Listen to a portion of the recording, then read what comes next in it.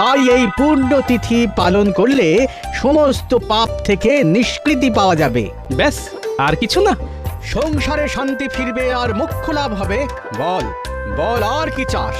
আবার কি চাইবো সাধু বাবা, এটাই তো হয়ে বেশি।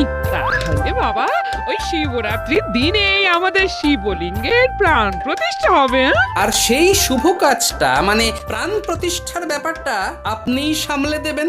বেশ, তাই হবে রে বেটা। জয় জয় মহাদেবের জয়। এদিকে তো ভালোই তেলপাট চলছে রে ঘটা। আমাদের চটপট খবরটা যথাস্থানে পৌঁছে দিতে হবে।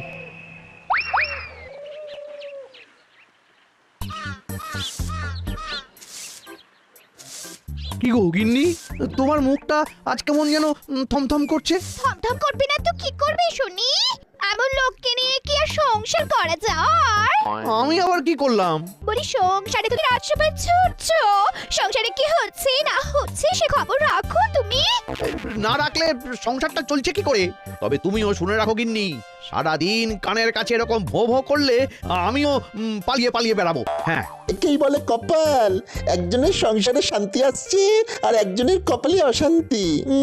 এবার কিন্তু গোপাল দাদা এই সব ঝামেলা থেকে মুক্তি পেয়ে যাবে আর মন্ত্রী মশাই মাথা ঠুকবেন। এই এই কি হয়েছে? খুলে বল দেখি আমায়, বল। হ্যাঁ হ্যাঁ, রাগঢাকে কি আছে? আমরা তো নিজের কানেই শুনে এলাম ওই হিমালয় ফেরত সাধু বাবার কাছে গিয়ে গোপাল দাদা আর ওর গিন্নি সংসারে সুখ আনারে টোটকা নিচ্ছে। শিব পুজোর নির্ঘণ্ট জেনে এসেছে।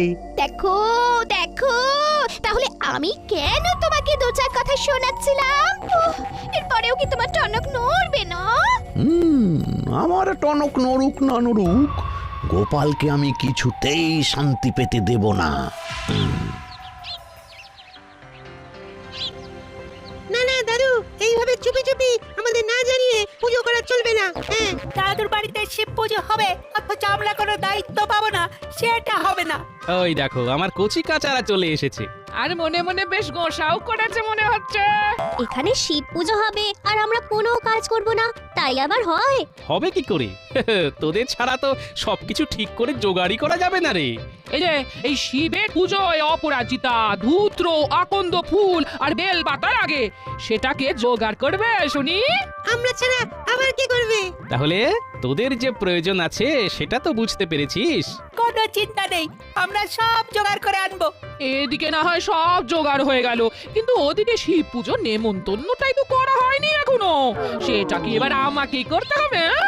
তার জন্যে তো এই শর্মা আছে, ঠিক সামলে দেবে। মনে হচ্ছে খুব ধুমধাম করে